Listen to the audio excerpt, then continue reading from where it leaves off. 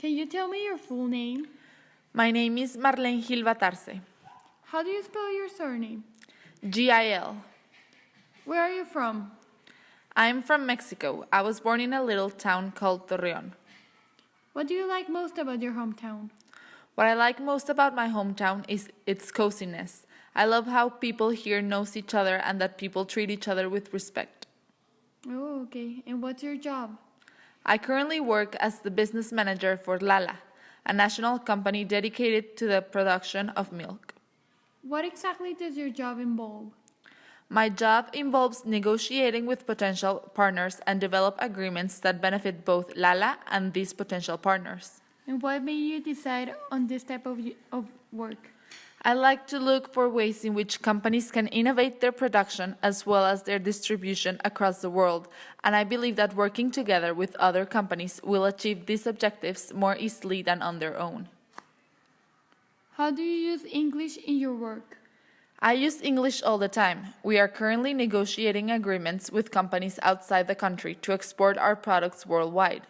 It is necessary to have a fluent English in my job position since I am the one who negotiates these types of agreements directly with other companies. Every piece of information has to go through me in order to reach the head leaders in Lala as well as in the other companies.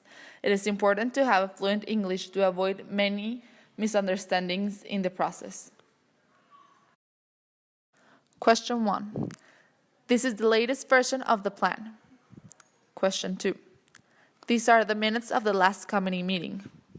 Question 3. Sales have risen faster than expected over the last quarter. Question 4.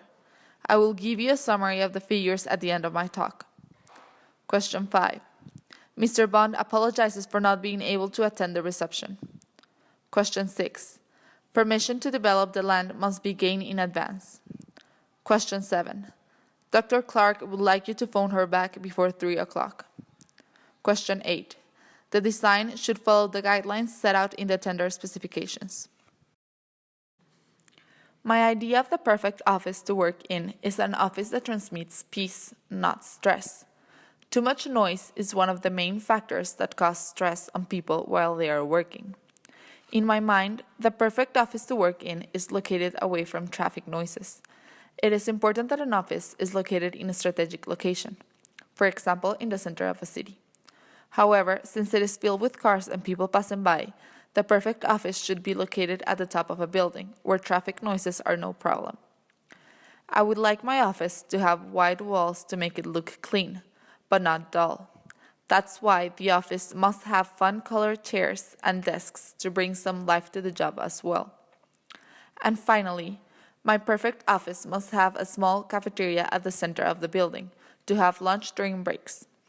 This little cafeteria should also have healthy food in the menu to promote a healthy lifestyle among workers. Over the last 3 years, Pepco has experienced a series of different percentages of our products' annual exports to Brazil, Canada, and Japan. During 2005, Pepco experienced 75% of its goods to Japan, probably due to the result of the great success they were for teenagers in Asia. However, only 10% of these products were exported to Brazil and the remaining 50% to Canada, showing the lack of popularity in these countries.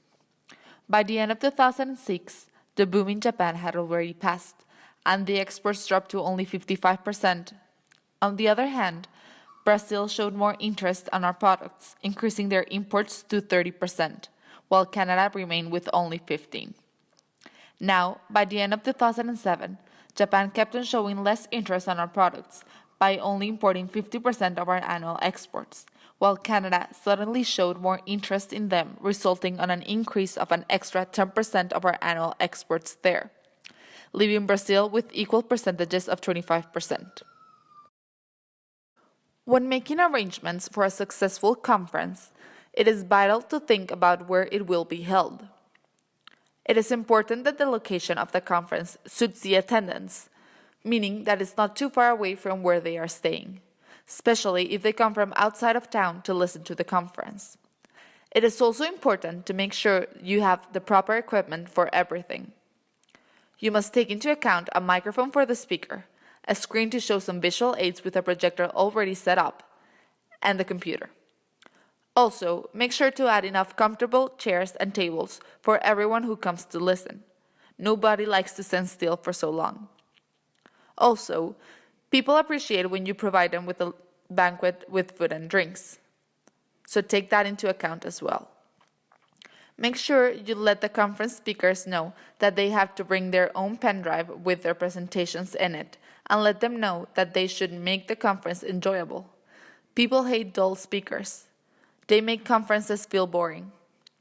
And speaking of boring, don't make the conference too long. People lose interest in the topic if it's too long. You should find an appropriate time length for the conference that covers all the information but does not exceed on it. I guarantee that if you cover all these aspects, your conference will turn out to be just great. Good luck with it.